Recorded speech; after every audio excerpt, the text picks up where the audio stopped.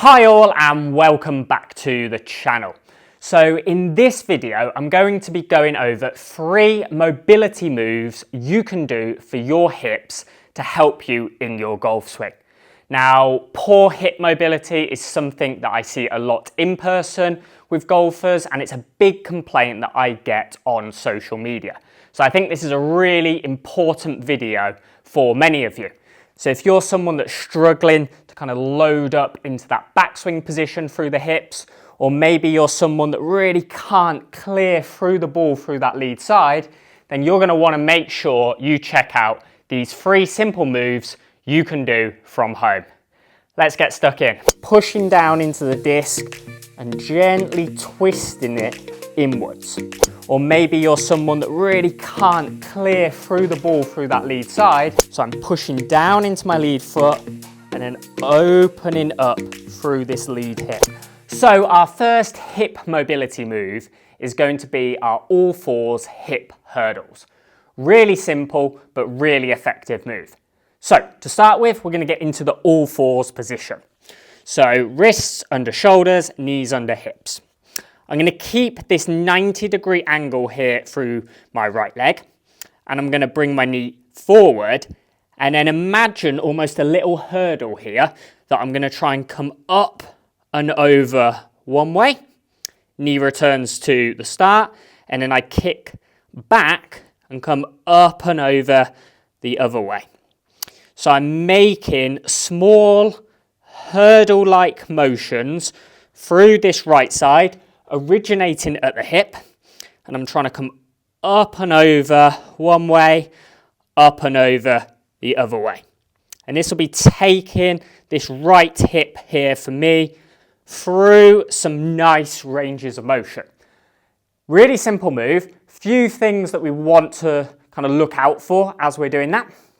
The first thing is we want to make sure we're keeping that 90-degree angle. So as we're going, we're not straightening the leg out. I also want you to imagine scales under your hands. So as you're in this position, you don't want to be shifting too much between sides. So you want to really make sure the rest of the body is fairly neutral. So the only thing moving really is this right hip here for me. So I'm working it up and over one way, up and over the other way, and I'm trying not to kind of shift out too much. So even if that means that the motion is a little bit smaller, as long as it's originating from that hip, that's what we're really looking for. Now you can kind of provide a little bit of feedback for yourself there. So I've got this yoga block here. You could use something like a cushion or anything really at home just to provide a little bit of feedback. So if I stick that on my lower back and I get into that same position, it's just a little reminder to keep everything nice and neutral and just allow the hip that's moving to generate the motion. And if I twist, obviously that block will fall off, and that's the feedback to myself that I wasn't really getting the movement from the hip. It was more about compensations. So really simple, go nice and slow, nice and controlled, and we'd be looking for 3 to 5 reps in each direction on each side. So our second exercise is going to be our golf-specific hip internal rotation. So for this exercise, I'm going to be using a twisting disc, but if you're doing this from home, something like a cloth on a kitchen floor will work just the same. So to do the move, I'm going to place my right foot on the disc to start with, and I'm going to come into golf posture. I'm going to cross my hands across my shoulders, and I'm going to rotate in towards my backswing as a right-hander, and I'm not really going to do anything through the feet. So I'm just going to rotate my trunk. My head can come with it, unlike the golf swing, and I'm just going to rotate my trunk to the right as far as I can. Now, once I'm there, I want to keep that trunk rotated, and I want to drive down into this foot and twist the disc inwards. So I rotate to the right as far as I can, I push down into the disc, and I rotate the disc inwards a fraction. Once I've worked through my maximum range of motion, I just hold it there for a few seconds, reset and repeat. So I'm rotating to the right, holding that trunk angle, pushing down into the disc and gently twisting it inwards. Now what that will be doing is that will be originating at the hip and it'll be working it into that internal rotation, which is so important for golf.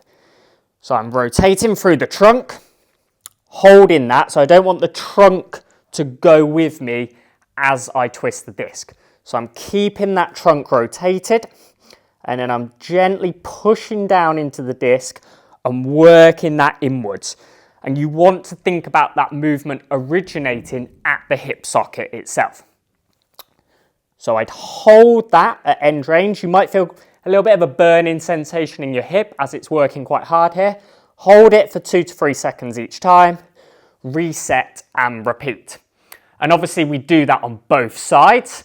And as you work on your left side as a right-handed golfer, that's going to be that internal rotation, which allows you to really clear through the ball.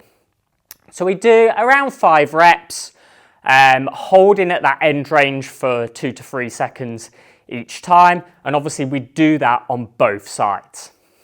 So our final hip mobility move is going to be our impact openers. So all we need for this is a golf club and a wall.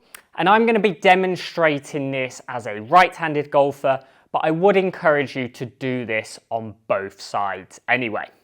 So I'm going to have my left foot nearer the wall in kind of a driver stance. I'm going to press the grip end of the golf club into the wall so that my left arm is nice and straight and kind of in an overhand position. I'm going to use my trail hand, for me, my right hand, just to lightly support the club here with the palm facing the wall. I can drive the grip into the wall a little bit here just to create some tension. From this position, I want to think about pushing down into my lead foot.